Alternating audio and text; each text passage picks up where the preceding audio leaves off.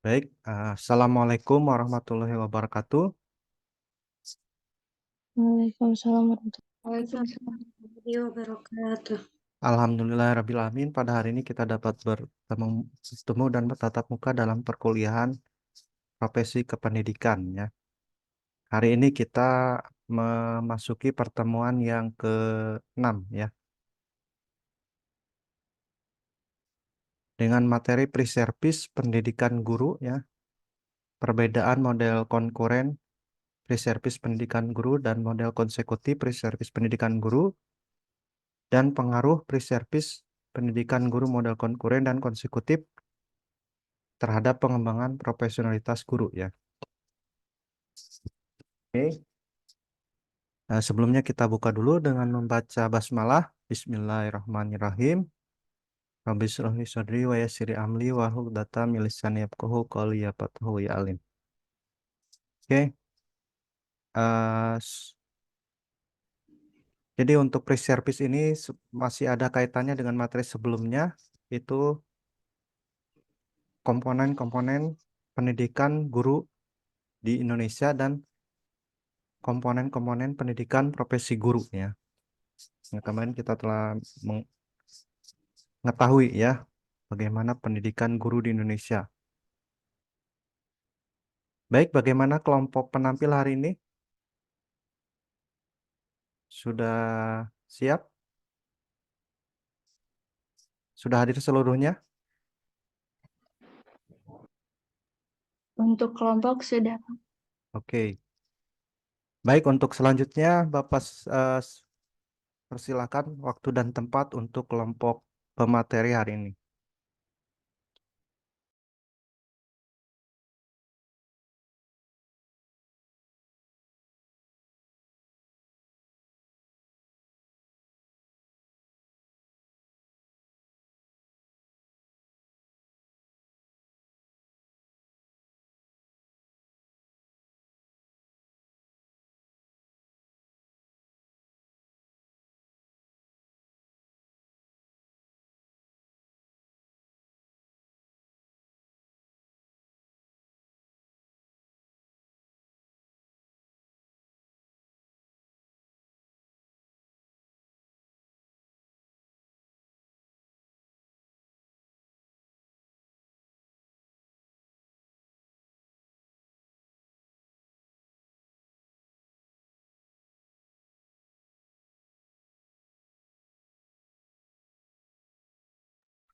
Mohon maaf Bapak, dimulai sekarang. Ya, dimulai saja. Silakan.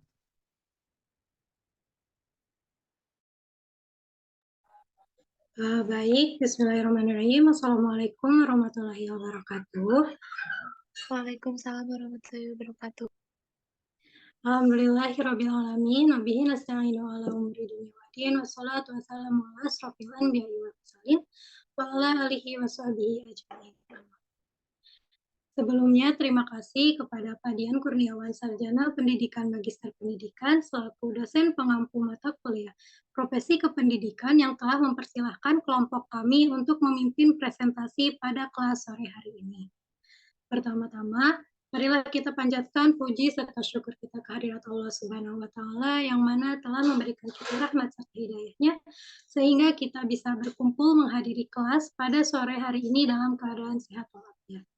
Tak lupa salawat serta salam, marilah kita curah limpahkan kepada junjungan alam, yakni Habibana wa Nabiyana Muhammad Sallallahu Alaihi Wasallam, yang mana semoga kita semua mendapatkan syafaatnya di yaumil akhir nanti. Baik, perkenalkan nama saya Siska Saskia Maharani, selaku moderator, juga pemateri kedua yang tentunya di sini saya tidak sendiri, saya bersama teman saya yaitu Syifa Nurul Hidayati, yang mana sebagai pemateri pertama. Adapun topik yang akan kami bahas yaitu yang pertama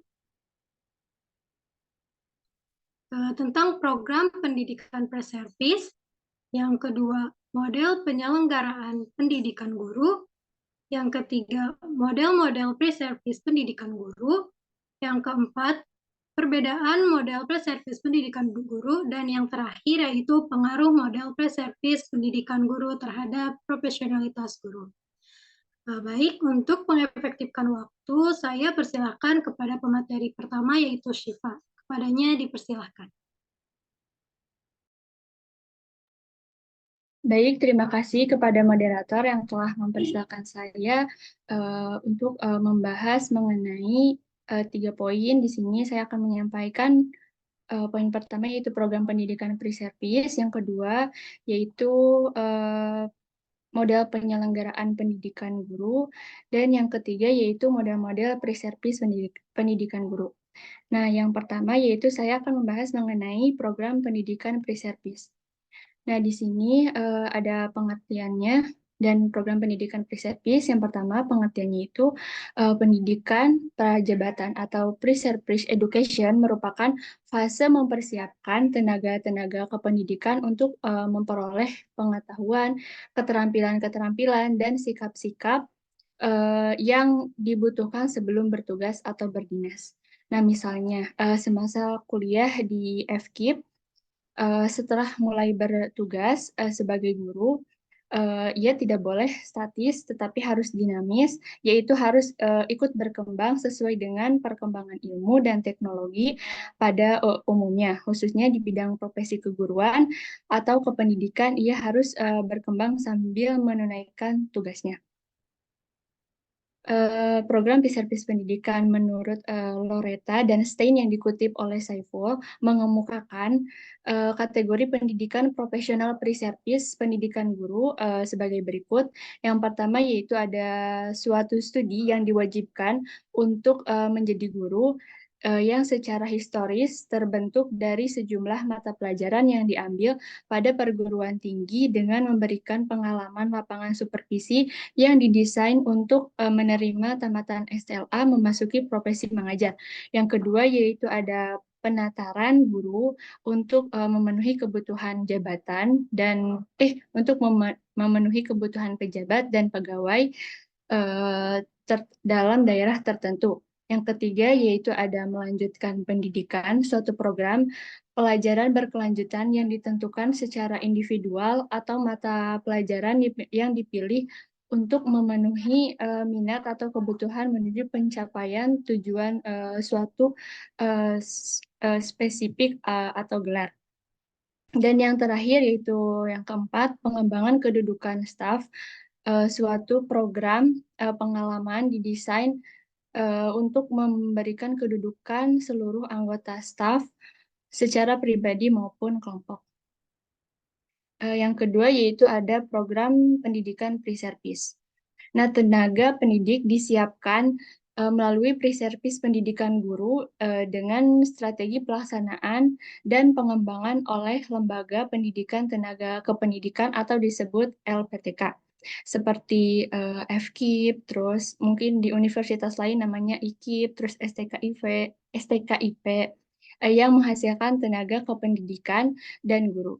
Nah, untuk menyediakan guru yang dibutuhkan, maka LPTK mampu menangani program dan melakukan inovasi dengan menanamkan pemahaman yang mendalam tentang kurikulum pada calon guru dengan melakukan evaluasi pada tiap periode yang telah ditentukan untuk menjamin calon guru dengan melakukan evaluasi kesinambungan pengembangan staf.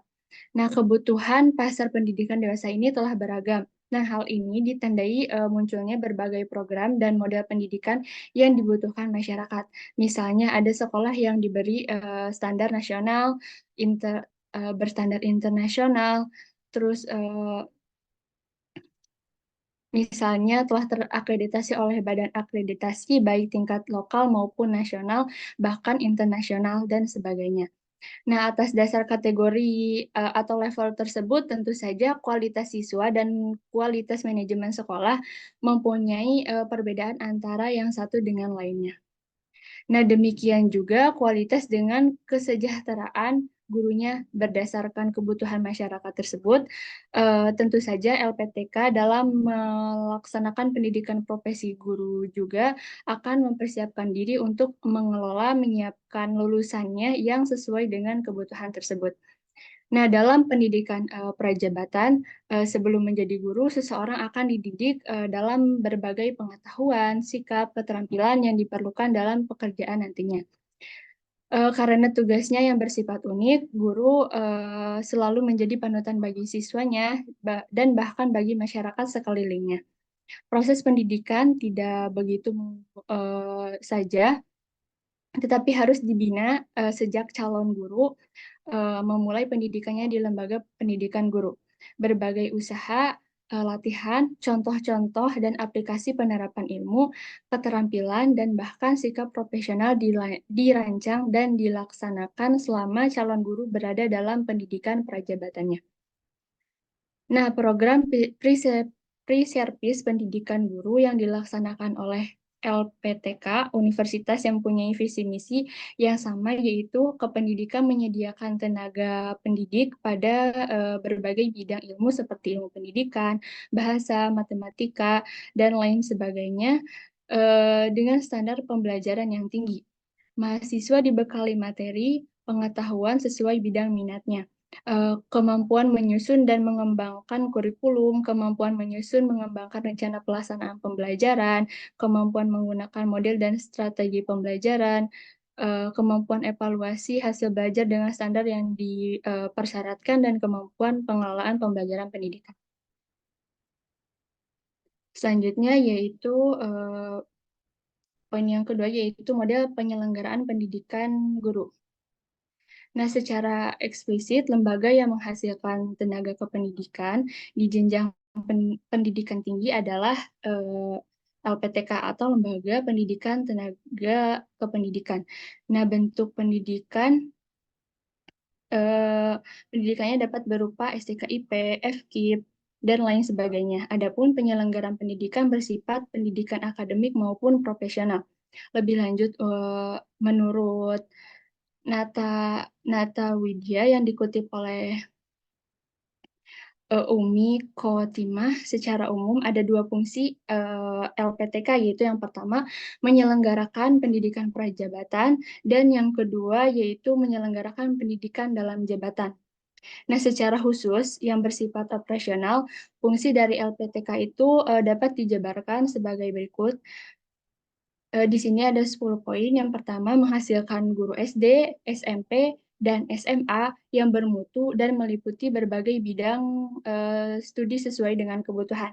Yang kedua yaitu menghasilkan tenaga kependidikan lain yang menunjang berfungsinya sistem pendidikan seperti petugas administrasi pendidikan, petugas bimbingan konseling, pengembangan kurikulum dan teknologi pendidikan, petugas pendidikan luar sekolah, dan lainnya.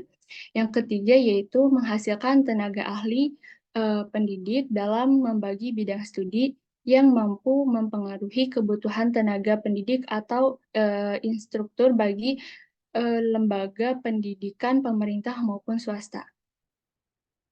Terus yang keempat yaitu menghasilkan ilmuwan atau peneliti dalam ilmu pendidikan baik di bidang studi maupun bidang pendidikan lainnya. Yang kelima, mengembangkan ilmu, teknologi, dan seni kependidikan untuk menunjang praktik profesional kependidikan.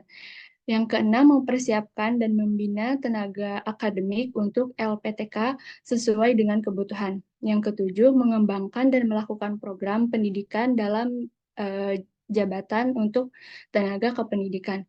Yang kedelapan, melayani usaha, perbaikan dan pengembangan aparat pengelola pendidikan sesuai dengan pengembangan ilmu, metodologi, dan teknologi, serta seni kependidikan.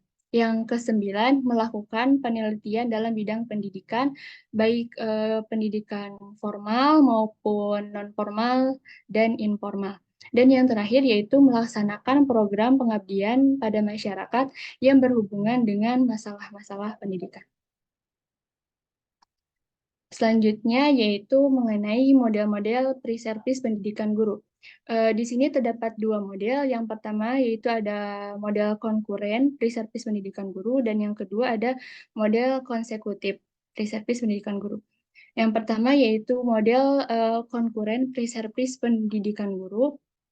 Model konkuren yaitu suatu model penyelenggara pendidikan guru yang menyiapkan calon guru yang dilakukan dalam satu fase antara penugasan bidang studinya dengan kompetensi pedagogi atau ilmu kependidikannya. Model ini mengasumsikan bahwa seorang calon guru sejak awal sudah mulai memasuki iklim menjiwai menyadari akan dunia profesinya. Seorang guru tidak hanya dituntut menguasai bidang studi yang akan diajarkannya, melainkan juga kompetensi pedagogi, sosial, akademik, dan kepribadian sebagai pendidik. Kompetensi tersebut bukan sesuatu yang terpisah, melainkan jadi ramuan komposisi yang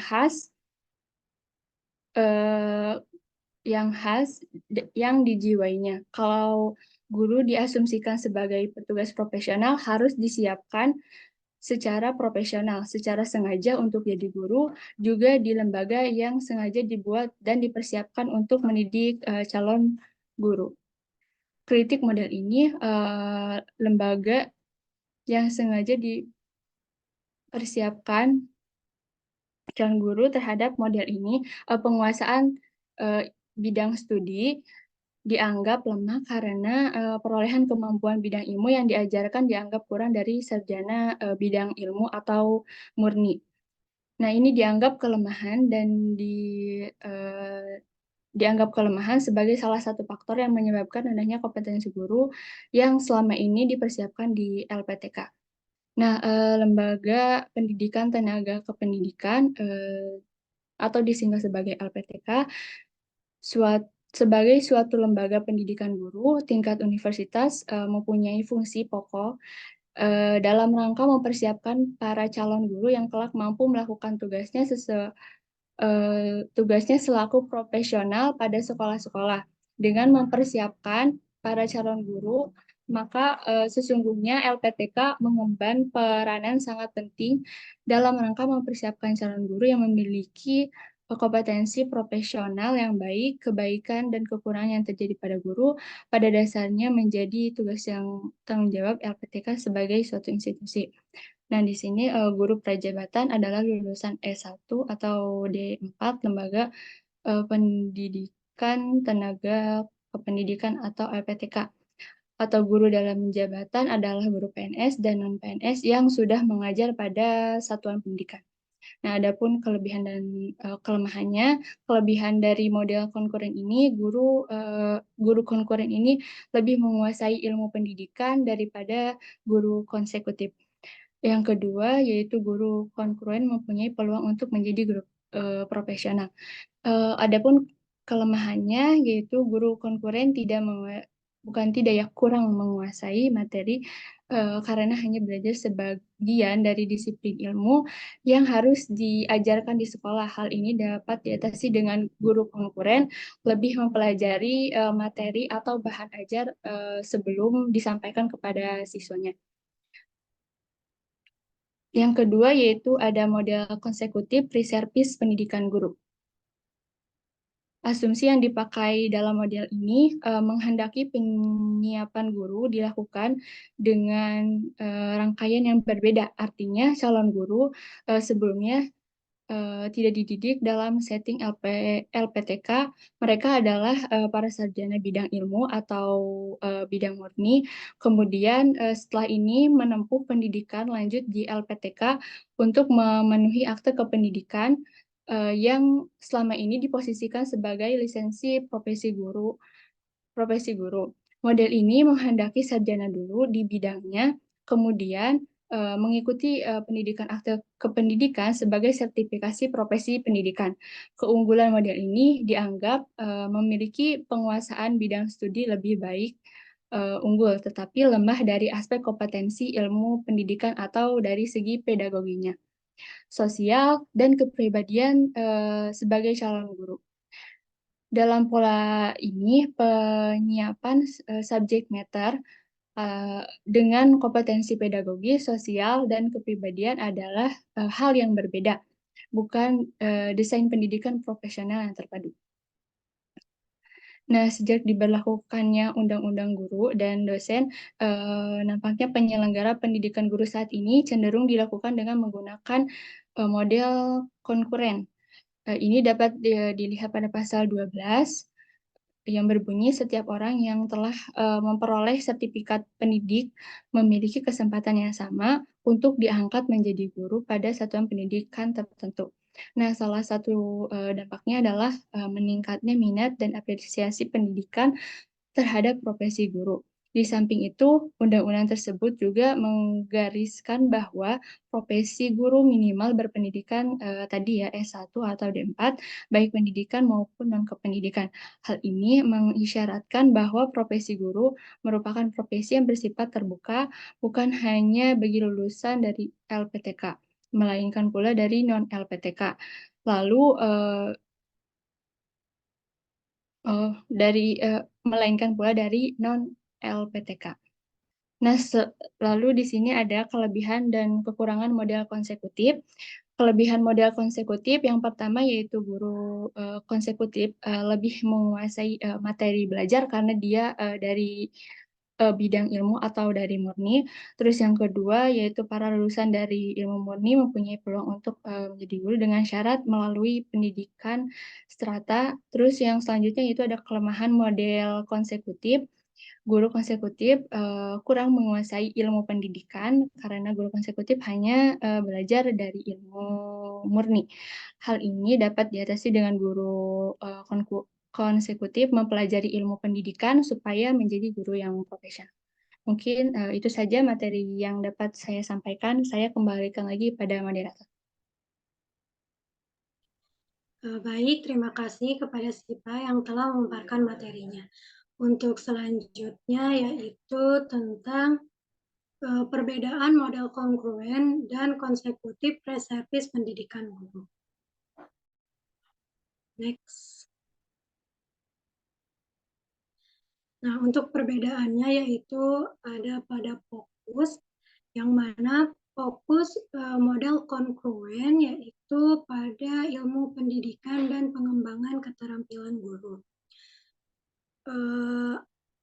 Guru kongruen lebih menguasai ilmu pendidikan daripada guru konsekutif. Dengan contohnya, guru kongruen memiliki keterampilan dalam mengajar ilmu pendidikan, seperti mengembangkan kurikulum, penggunaan teknologi dalam pendidikan, dan pengembangan sikap siswa.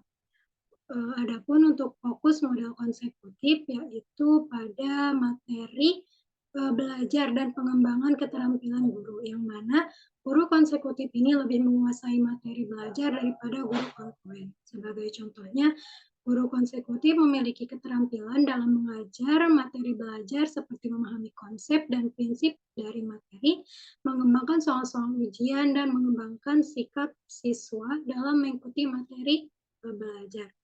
Untuk perbedaan yang selanjutnya yaitu terdapat pada penekanan dan urutannya. Untuk model kongruen yaitu menekankan pada pengalaman praktik langsung sejak awal. Yang mana dalam model ini teori dan praktik diajarkan bersamaan, yang mana memungkinkan calon guru untuk mengintegrasikan pengetahuan konsep dengan pengalaman langsung di kelas. Calon guru dapat mengamati dan terlibat dalam situasi nyata sejak awal, memungkinkan mereka memahami tantangan sehari-hari yang mereka hadapi di dunia nyata. Ini memberikan kesempatan untuk belajar langsung dari praktisi dan merespon dinamika konteks pendidikan secara real time. Untuk model konsekutif, yaitu perbedaannya terdapat pada urutan, yang mana memberikan prioritas pada pembelajaran teori sebelum penerapan praktis, yang mana calon guru pertama-tama mendapatkan landasan teoritis dalam kelas sebelum kemudian terlibat dalam pengalaman praktis di lapangan. Dalam model ini, fokus awalnya pada pembelajaran konsep dan teori pendidikan di ruang kelas atau lembaga pendidikan. Setelah itu, calon guru menghadiri program magang di sekolah-sekolah untuk mengaplikasikan teori yang telah dipelajari dalam konteks nyata. Model ini memberikan kesempatan untuk guru membangun dasar teoritis sebelum menghadapi tantangan praktis dalam pengajaran. Dalam model konkurent dan konsekutif preservis pendidikan ini, keduanya memiliki keunggulan masing-masing yang mempengaruhi kualitas pendidikan yang diberikan oleh guru. Yang selanjutnya, next. Nah, untuk yang selanjutnya yaitu pengaruh model preservis pendidikan guru terhadap profesionalitas guru. Next. Preservis pendidikan guru merujuk pada persiapan dan pelatihan yang diberikan kepada individu yang ingin menjadi guru sebelum mereka memasuki profesi mengajar secara penuh. Ini adalah tahap persiapan yang penting dalam mempersiapkan calon guru untuk menghadapi tuntunan dan tantangan yang terlibat dalam mengajar di kelas. Pendidikan guru merupakan tahap yang krusial dalam membentuk profesionalitas guru yang berkualitas. Di sini calon guru mendapatkan landasan yang kuat sebelum mereka memasuki dunia profesional. Model preservis pendidikan guru memainkan peran penting dalam menentukan bagaimana persiapan guru dilakukan sebelum mereka mengajar secara mandiri. Dengan demikian, model ini tidak hanya menjadi panduan, tetapi juga menjadi kerangka kerja yang menentukan arah dan substansi dari pembentukan seorang guru. Pengaruh model preservis pendidikan guru terhadap profesionalitas guru sangatlah signifikan. Model-model ini membentuk landasan pengetahuan, keterampilan, dan sikap yang diperlukan oleh seorang guru dalam melaksanakan tugas-tugas mereka. Melalui pendidikan ini, calon guru tidak hanya mempelajari teori-teori tentang pengajaran, tetapi juga diberikan kesempatan untuk mengasah keterampilan praktis mereka dalam mengelola kelas, berinteraksi dengan siswa, dan menyesuaikan metode pengajaran sesuai dengan kebutuhan siswa. Next. Yang selanjutnya yaitu profesionalitas guru. Profesionalitas guru meliputi kumpulan pengetahuan, keterampilan, sikap, dan perilaku yang membentuk identitas profesional mereka. Ini mencakup sejumlah aspek yang mencerminkan kemampuan mereka dalam mengajar dan berinteraksi dengan siswa selama lingkungan belajar, serta lingkungan belajar. Faktor-faktor seperti kompetensi akademik, kemampuan mengelola kelas, dan keterampilan interpersonal adalah bagian integral dari profesionalitas guru. Selain itu, dedikasi terhadap pembelajaran dan siswa juga merupakan elemen penting yang menentukan sejauh mana seorang guru mampu membentuk pengalaman belajar yang bermakna bagi siswa. Komponen utama profesionalitas guru mencakup kemampuan untuk menguasai materi pelajaran dengan mendalam, mengelola suasana belajar yang kondusif, dan membangun hubungan yang baik dengan siswa. Dalam konteks ini, keterampilan interpersonal menjadi kunci dalam mempererat hubungan guru-siswa dan menciptakan lingkungan belajar yang inklusif. Selain itu, dedikasi terhadap pembelajaran dan siswa menunjukkan komitmen guru untuk menyediakan pengalaman siswa yang terbaik bagi setiap individu di kelasnya. Dengan demikian, profesionalitas guru tidak hanya terlihat dari pengetahuan dan keterampilan teknis, tetapi juga dari sikap dan dedikasi mereka terhadap profesinya. Next.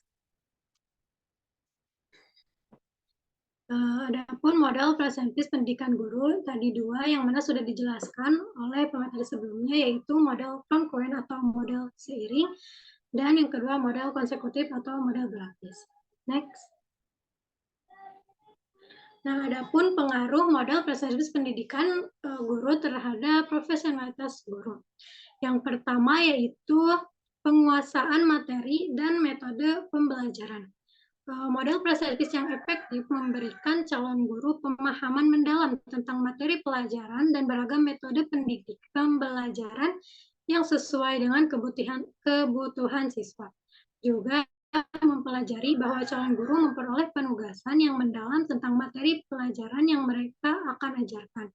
Ini berarti mereka tidak hanya menguasai konten, tetapi juga memahami konsep secara mendalam, sehingga mampu menjelaskan dengan jelas dan relevan kepada siswa. Selain itu, model ini juga memperkenalkan beragam metode pembelajaran yang sesuai dengan kebutuhan siswa. Hal ini memungkinkan calon guru untuk mengembangkan keterampilan mengajar yang beragam, sehingga mereka dapat memilih pendekatan yang paling efektif dalam situasi pembelajaran yang berbeda. Dengan penugasan materi yang kuat, calon guru dapat mengatasi tantangan dalam menyampaikan materi dengan cara yang menarik dan mudah dipahami oleh siswa. Mereka dapat menggunakan contoh konkret, ilustrasi visual, atau menyelipkan aktivitas interaktif untuk meningkatkan pemahaman siswa. Kemampuan ini tidak hanya membangun kepercayaan diri calon guru dalam menyampaikan materi, tetapi juga meningkatkan keterlibatan siswa dalam proses pembelajaran. Selain itu, penugasan materi, model pre-service yang efektif juga memberikan penekanan pada penguasaan metode pembelajaran yang inovatif. Ini berarti calon guru tidak hanya memahami bagaimana menyampaikan informasi, tetapi juga menguasai teknik-teknik pengajaran yang beragam, termasuk penggunaan teknologi dalam pembelajaran, pembelajaran berbasis proyek, dan pembelajaran pendekatan kolaboratif. Dengan demikian, calon guru dapat memenuhi kebutuhan siswa dengan cara yang paling efektif dan relevan. Dalam era pendidikan yang terus berkembang, penguasaan metode pembelajaran yang inovatif menjadi kunci dalam menciptakan pengalaman belajar yang berharga bagi siswa. Yang kedua yaitu keterampilan mengajar yang berkualitas. Model proses pendidikan guru yang berkualitas memberikan landasan kokoh bagi calon guru untuk mengembangkan keterampilan mengajar yang efektif. Ini mencakup aspek penting seperti manajemen kelas yang baik, evaluasi pembelajaran yang komprehensif, dan kemampuan dalam diferensiasi instruksi. Dengan pendekatan yang terstruktur dan mendalam, calon guru dapat memahami berbagai strategi dan teknik yang diperlukan untuk menciptakan lingkungan belajar yang produktif dan inklusif. Selain itu, model-model pendidikan guru yang baik juga memberikan kesempatan bagi calon guru untuk berlatih secara langsung di lingkungan kelas. Melalui pengalaman praktik langsung ini, mereka dapat mengimplementasikan prinsip-prinsip yang dipelajari dalam situasi dunia nyata. Hal ini membangun mereka mengembangkan keterampilan interpersonal, menyesuaikan terhadap kebutuhan siswa, dan kemampuan untuk mengelola dinamika kelas yang efektif.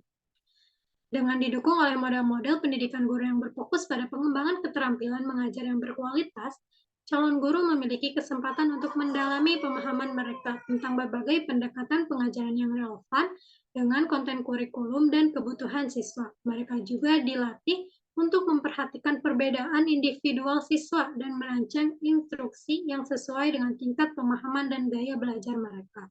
Keterampilan mengajar yang berkualitas tidak hanya mencakup kemampuan teknik, tetapi juga aspek-aspek seperti keterampilan komunikasi, kepekaan terhadap kebutuhan siswa, dan kemampuan untuk merespons secara fleksibel terhadap perubahan dalam lingkungan belajar. Dengan demikian, model perspektif pendidikan guru yang baik berperan penting dalam membentuk profesionalitas guru yang mampu menghadapi tantangan dan memberikan dampak yang positif bagi pengembangan siswa. Untuk yang ketiga yaitu pengembangan sikap profesional. Model perspektif pendidikan guru memiliki dampak signifikan dalam pengembangan sikap profesionalitas yang inklusif, etis, dan reflektif terhadap praktek mengajar dan pembelajaran. Melalui program-program ini, calon guru diberikan kesempatan untuk memahami pentingnya integritas, tanggung jawab, dan sikap yang menghargai keberagaman dalam lingkungan pendidikan. Mereka diajarkan untuk memperlakukan semua siswa dengan adil dan hormat, dan menghormati kebutuhan serta latar belakang individu, sehingga tercipta lingkungan pembelajaran yang inklusif. Pendekatan yang diadopsi dalam model pre-service pendidikan guru juga membantu calon guru dalam membentuk sikap etis yang kuat terhadap profesinya. Mereka diajak untuk mengembangkan implikasi moral dari setiap keputusan yang mereka buat dalam konteks mengajar dan berinteraksi dengan siswa, serta mempraktikkan nilai-nilai kejujuran, integritas, dan keadilan dalam setiap aspek kehidupan profesional mereka. Dengan demikian, mereka tidak hanya menjadi pembimbing akademis, tetapi juga teladan moral bagi siswa mereka. Nah, selain itu, model-model pre-service pendidikan guru juga memberikan kesempatan bagi calon guru untuk mengembangkan sikap reflektif terhadap praktek mengajar mereka. Mereka didorong didorong untuk secara teratur merefleksikan pengalaman pengajaran mereka, menganalisis keberhasilan dan kegagalan, serta terus-menerus berupaya untuk meningkatkan kualitas pengajaran mereka. Dengan adanya sikap reflektif ini, guru dapat menjadi pembelajar seumur hidup yang selalu mencari cara untuk meningkatkan praktik mengajar mereka demi kepentingan optimal siswa. Yang keempat atau yang terakhir yaitu kesiapan menghadapi tantangan kontemporer. Model yang terkini mempersiapkan calon guru untuk menghadapi tantangan pendidikan yang berkembang seperti integritas teknologi dalam pengajaran, keberagaman siswa, dan pendekatan pembelajaran yang berpusat pada siswa. Kesiapan menghadapi tantangan kontemporer dalam pendidikan menjadi fokus utama dalam model-model preseptis pendidikan guru terkini. Model-model ini dirancang untuk mempersiapkan calon guru dalam menghadapi dinamika pendidikan yang terus berkembang, termasuk integrasi teknologi dalam proses pengajaran. Dengan adanya penugasan teknologi, calon guru diharapkan mampu memanfaatkan secara efektif dalam membantu siswa memahami konsep-konsep yang diajarkan. Selain itu, keberagaman siswa menjadi salah satu tantangan utama yang dihadapi oleh guru di era kontemporer. Model preseptis pendidikan guru yang terbaru mencakup strategi untuk mengelola keberagaman ini dengan efektif. Dengan memperoleh pemahaman yang mendalam tentang kebutuhan dan gaya belajar beragam siswa, calon guru dapat merancang pembelajaran yang inklusif dan mendukung bagi semua siswa juga. Pendekatan pembelajaran yang berpusat pada siswa juga menjadi fokus dalam model-model preseptis pendidikan guru terbaru. Guru diharapkan untuk menjadi fasilitator dalam proses belajar siswa, bukan hanya menyampaikan informasi. Dengan demikian, model-model ini membantu calon guru untuk mengembangkan keterampilan dalam merancang pengalaman belajar yang menarik dan relevan bagi siswa mereka, sehingga mereka siap menghadapi tantangan pendidikan yang berkembang di era kontemporer ini. Mungkin sekian pematerian yang bisa kelompok kami sampaikan untuk sesi selanjutnya, yaitu sesi tanya-jawab. Pada sesi pertama ini, kami membuka untuk 3 orang penanya terlebih dahulu. Untuk yang ingin bertanya, silahkan raise hand ataupun di kolom komentar. Chat di kolom komentar.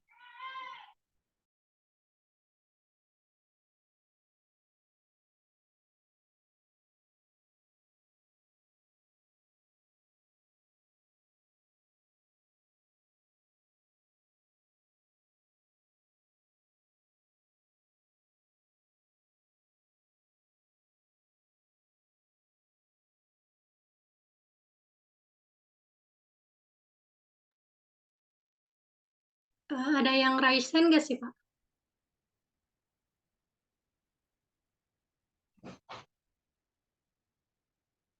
Berarti di kolom chat ya.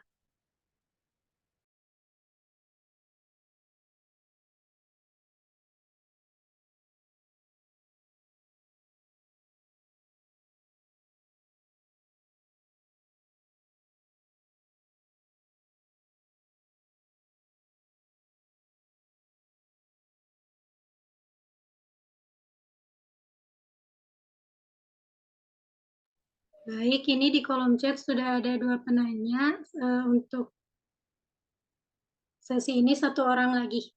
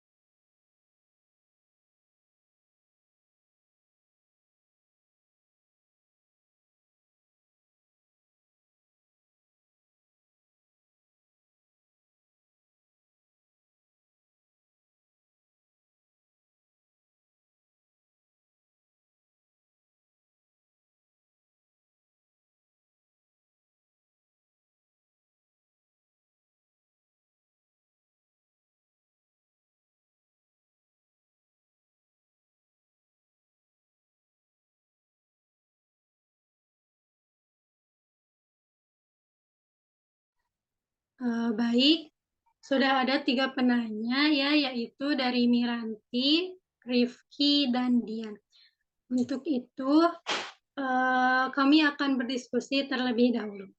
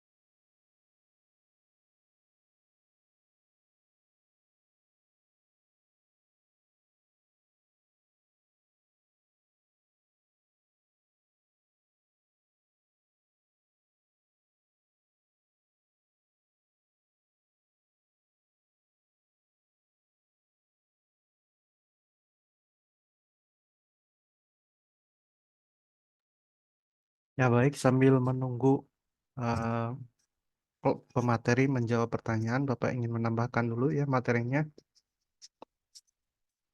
Hari ini mengenai model concurrent pre-service pendidikan guru, kemudian model concurrent dan konsekutif pre-service pendidikan guru, dan pengaruh model pre-service pendidikan guru terhadap profesionalitas guru.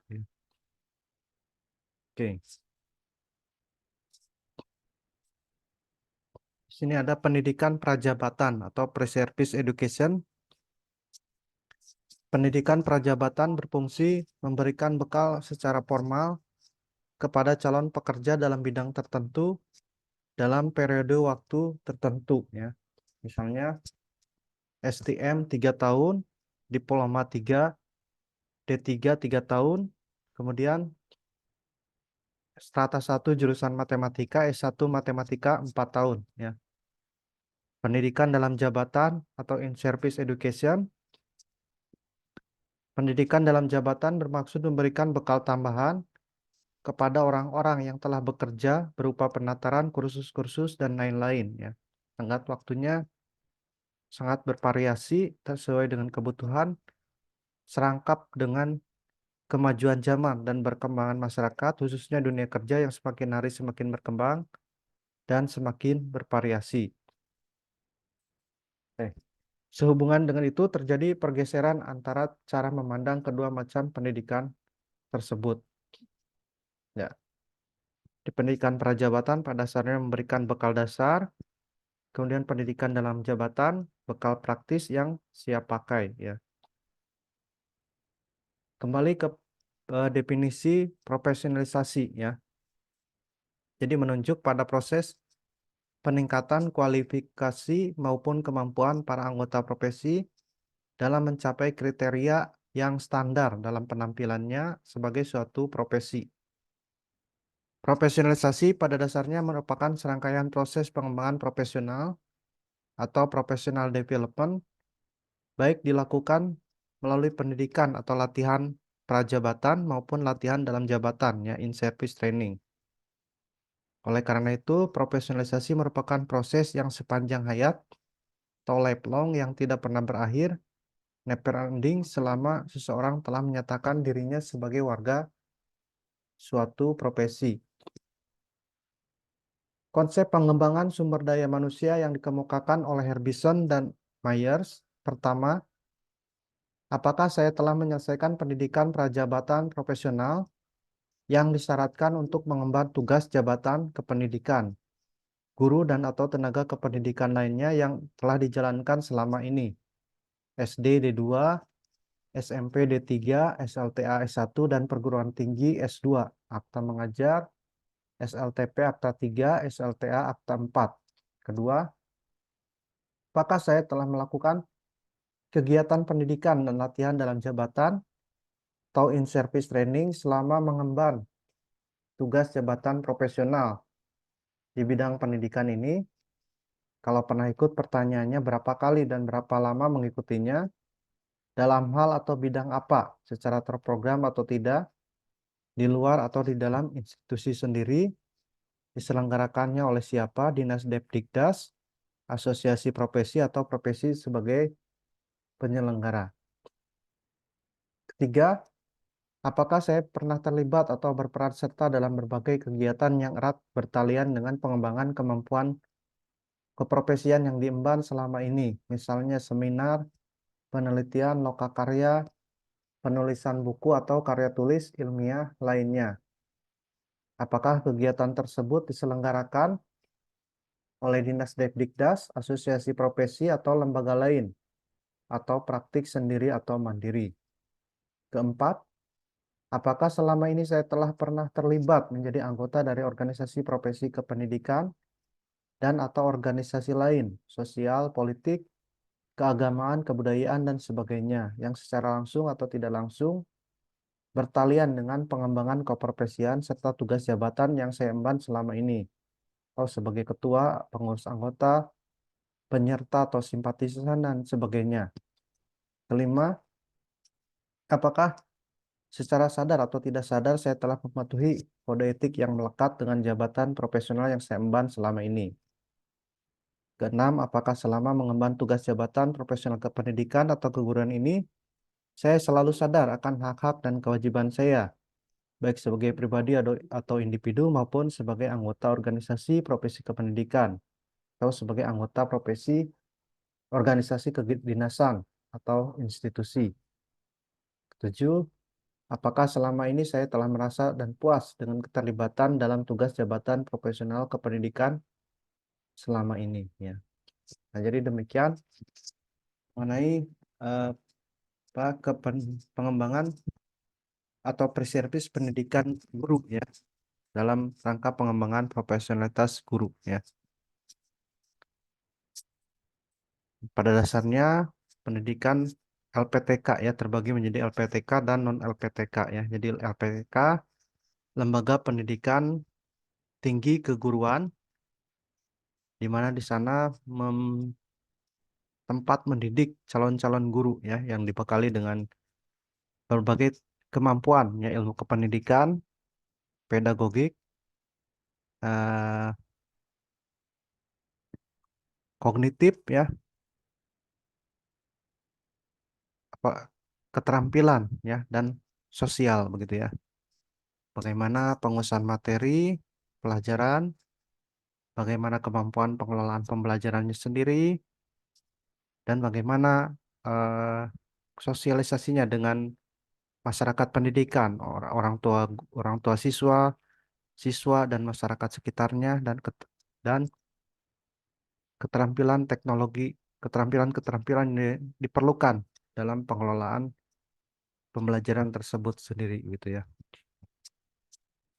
Nah, kan ini kalau non kependidikan lebih ke arah pengembangan materi, ya, pengetahuannya, begitu, ya. Dan itu yang menyebabkan apa, perbedaannya, gitu, ya, antara LPTK dan non LPTK, begitu. Walaupun secara ininya mungkin non LPTK lebih maju mungkinnya di bidang risetnya karena ilmu murni, begitu, ya. Ilmu murni itu lebih menekankan riset, gitu, ya. Nah, sedangkan untuk ilmu kependidikan, teori dan praktek itu berjalan beriringan, gitu, ya. Kalau tidak menutupi kemungkinan juga, ya, orang-orang pendidikan juga memiliki kelebihan dalam bidang riset gitu ya. Ya mungkin demikian tambahannya dari Bapak.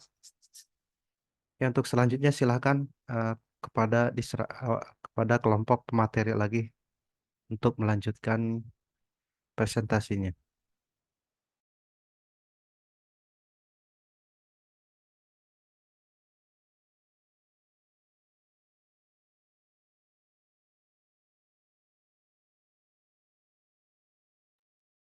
Ajis, fotonya coba itu jangan yang serem-serem begitu ya, Ajis.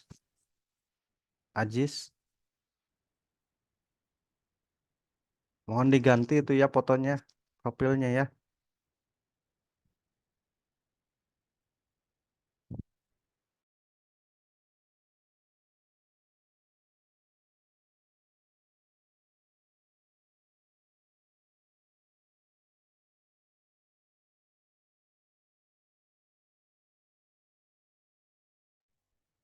Baik,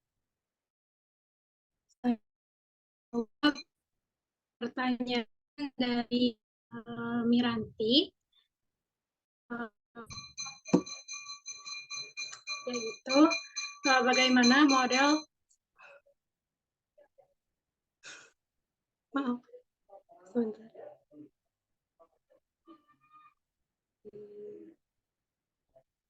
Bagaimana model konkuren membantu calon kemampuan untuk beradaptasi dengan situasi belajar yang berbeda dan kebutuhan belajar siswa yang beragam.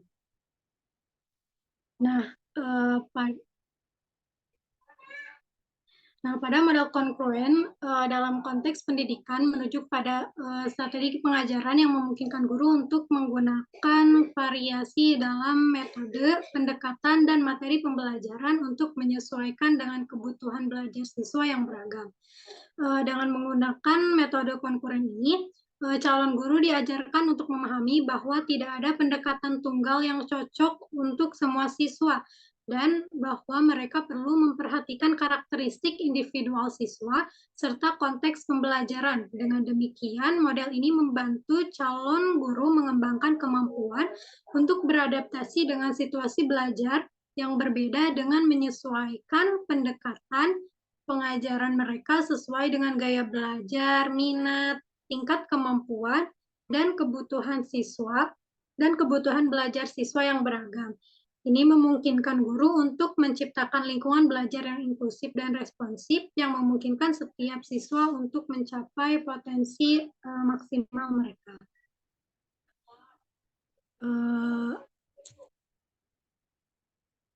Bagaimana Miranti? Cukup, terima kasih. Oke. Izin menjawab pertanyaan dari Rifki. Pertanyaannya, bagaimana program pendidikan pre-service dapat disesuaikan dengan kebutuhan dan tantangan masa depan dalam pendidikan? Nah, program pendidikan pre-service dapat disesuaikan dengan kebutuhan dan tantangan masa depan dalam pendidikan dengan melakukan beberapa strategi. Di sini ada 5 strategi. Yang pertama yaitu identifikasi kebutuhan belajar. Nah, program pendidikan pre-service dapat mengidentifikasi kebutuhan belajar siswa individu dan mengatur pembelajaran yang sesuai dengan kebutuhan tersebut. Nah, ini dapat dilakukan melalui analisis kinerja siswa atau pengumpulan data statistik dan pengumpulan data dari pendidikan non-formal. Yang kedua yaitu ada pendidikan non-formal. Program pendidikan pre-service dapat mengintegrasikan pendidikan non-formal dalam pendidikan formal yang dapat membantu dalam menghasilkan guru yang berkompeten. Yang ketiga yaitu kolaborasi sekolah. Program pendidikan pre-service dapat mengatur kolaborasi antara sekolah dengan lembaga lainnya seperti lembaga pendidikan non-formal yang dapat membantu dalam meningkatkan pendidikan yang berkualitas. Yang keempat yaitu ada teknologi pendidikan. Program pendidikan pre-service dapat menggunakan teknologi pendidikan seperti pendidikan online dan aplikasi yang dapat menghemat biaya dan mempermudah proses dalam pembelajaran. Yang kelima yaitu ada pendidikan inklusi, yaitu program pendidikan pre-service dapat mengimplementasikan pendidikan inklusi yang dapat membantu guru dengan keterbatasan atau kecacatan tetap dalam mengolah bakat atau kecerdasan yang mereka miliki. Nah, dengan melakukan beberapa strategi tadi, program pendidikan pre-service dapat disesuaikan dengan kebutuhan dan tantangan masa depan dalam pendidikan. Mungkin sekian. Gimana, Rifki? Apakah cukup?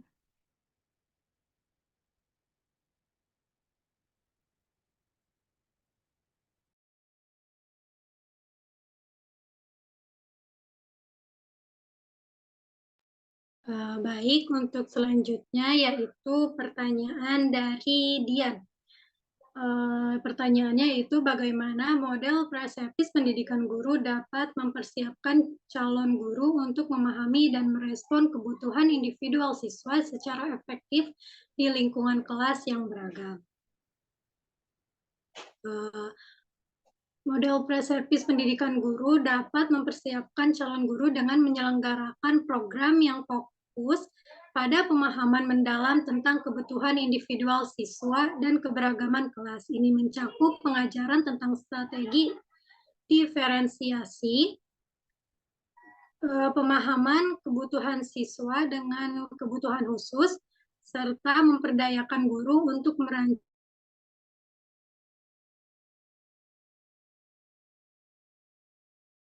siswa.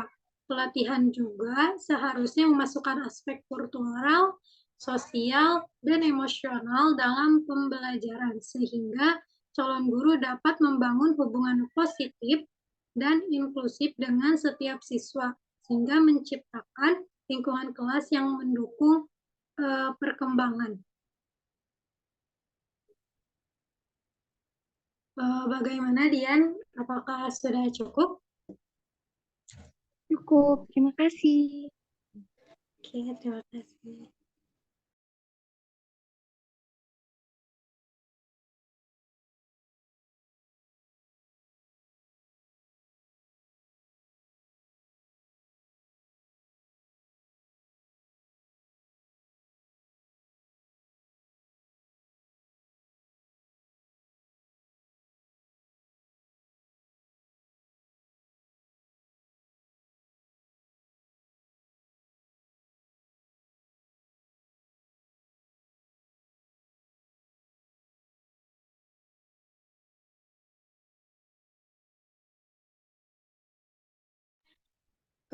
Karena masih ada banyak waktu, kami membuka sesi kedua untuk 2 orang penanya. Kepada yang ingin bertanya, silahkan raise hand ataupun tulis di kolom chat.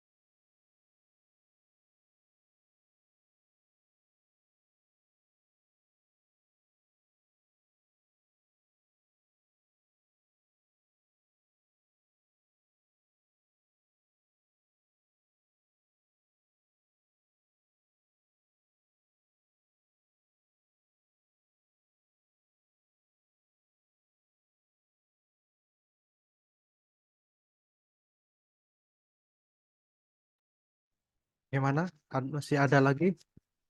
Pertanyaannya sudah dijawab?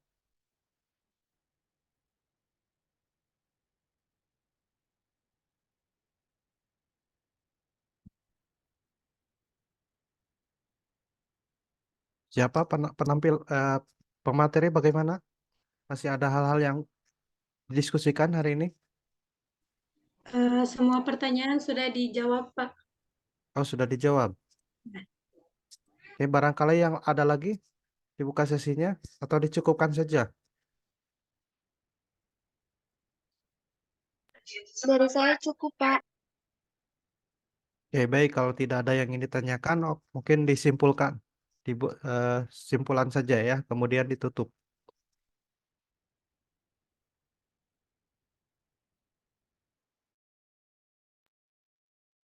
Baik.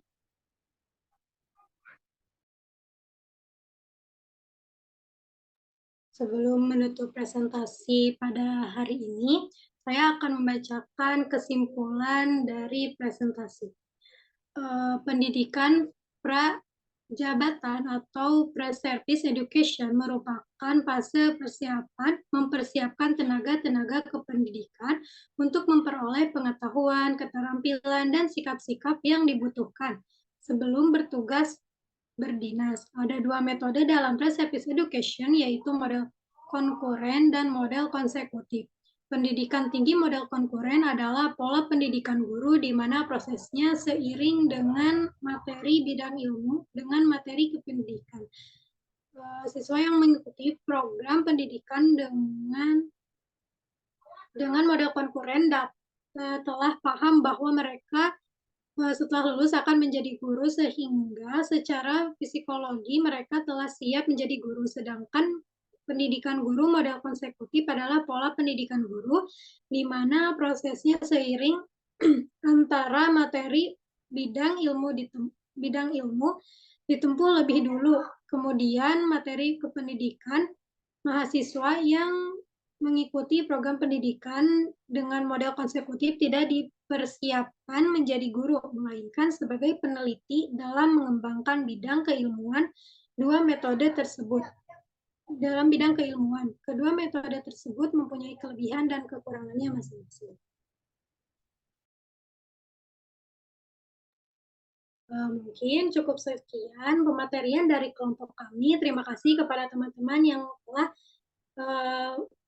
yang telah memperhatikan dan juga antusias bertanya. Sekian. Assalamualaikum warahmatullahi wabarakatuh. Waalaikumsalam warahmatullahi Waalaikumsalam warahmatullahi wabarakatuh. Baik, mungkin demikian presentasi hari ini dari kelompok 5. Terima kasih. Dan untuk kehadiran sudah nanti tinggal ditandatangani untuk secara offline-nya ya. Jadi mungkin UTS sudah dipastikan kemungkinan tanggal 18 ya, tapi kita menunggu dulu rapat dari pimpinan untuk pelaksanaannya. Dan untuk minggu depan kita akan melaksanakan kuis ya. Jadi karena ke agenda minggu depan juga sudah mulai puasa ya. Jadi kita menunggu jadwal dari jurusan juga ya untuk di bulan puasanya. Ya, seperti itu ya. Jadi mungkin kita kuis UTS ya di bulan puasa ini ya. Oke, mungkin demikian. Dan selanjutnya mungkin materi kita lanjutkan setelah UTS untuk kelompok yang selanjutnya ya. Harap mempersiapkan diri. Mungkin sisa satu atau dua kelompok akan melaksanakan presentasi di bulan puasa mungkin ya. Karena untuk bulan puasa biasanya liburnya banyak libur mungkin ya. Oke, ada apa Muhammad Rifki? Bapak, mohon maaf izin bertanya. Untuk minggu besok itu kita libur apa enggak ya Pak? Soalnya di kalender itu cuti bersama Pak, kalau tidak salah. Ya, sementara untuk Sabtu, Minggu, Senin itu sudah dipastikan libur ya. Tapi kan kita di hari Kamis ya kuliah itu ya.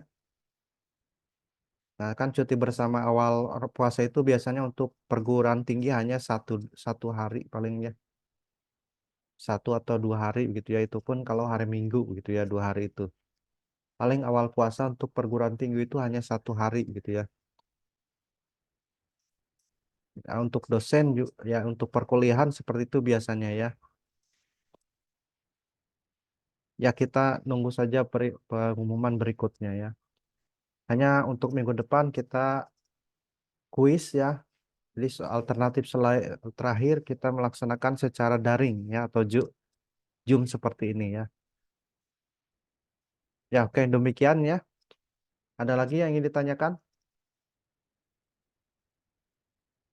Ya kalau tidak ada mungkin selamat menyambut hari suci bulan Ramadan ya.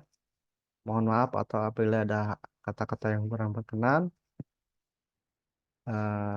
Marhaban ya Ramadan ya. Oke baik. Demikian untuk perkuliahan hari ini kita tutup dengan mengucapkan hamdalah bersama-sama. Alhamdulillahirabbil alamin. Akhirul kata wabillahi taufiq hidayah. Assalamualaikum warahmatullahi wabarakatuh. Waalaikumsalam. Waalaikumsalam. Terima kasih Pak. Terima kasih Bapak. Terima kasih Bapak. Kami sami.